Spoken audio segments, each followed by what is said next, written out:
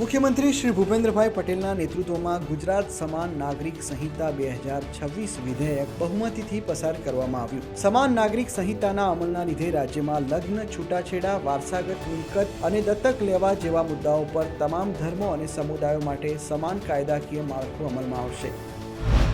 રાજ્ય સરકારની વિવિધ યોજના અંતર્ગત કુલ 13.96 લાખથી વધુ વિદ્યાર્થી અને વિદ્યાર્થીનીઓને ₹354 કરોડથી વધુની શિષ્યવૃત્તિનું ડીબીટીના માધ્યમથી વિતરણ. SSIP 2.0 અન્વયે વિદ્યાર્થીઓના ઇનોવેટિવ પ્રોજેક્ટ્સ માટે પ્રોત્સાહન સહાયના ચેક પણ એનાયત કરાયા.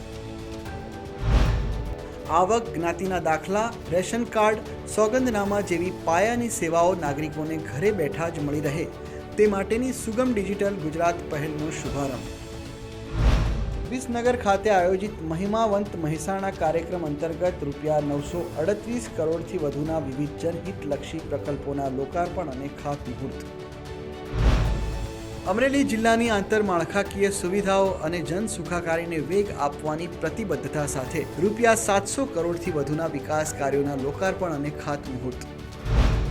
ગાંધીનગરના ગિફ્ટ સિટી ખાતે આવેલ ઓસ્ટ્રેલિયાની પ્રતિષ્ઠિત ડીકીન યુનિવર્સિટીના કેમ્પસનો પ્રથમ પદવીદાન સમારોહ. મુખ્યમંત્રી શ્રી ભૂપેન્દ્રભાઈ પટેલે મહાનુભાવો સાથે ઉપસ્થિત રહી ઉત્તીર્ણ થયેલા પ્રથમ બેચના ગ્રેજ્યુએટ વિદ્યાર્થીઓને શુભેચ્છા તેમજ અભિનંદન પાઠવ્યા. મુખ્યમંત્રી શ્રી ભૂપેન્દ્રભાઈ પટેલે ગાંધીનગર ખાતેથી વિડીયો કોન્ફરન્સના માધ્યમથી રાજ્યના તમામ જિલ્લાના કલેક્ટરશ્રીઓ સાથે બેઠક યોજીને રાજ્યમાં પેટ્રોલ, ડીઝલ અને એલપીજી જથ્થાની વર્તમાન સ્થિતિની સર્વગ્રાહી સમીક્ષા કરી.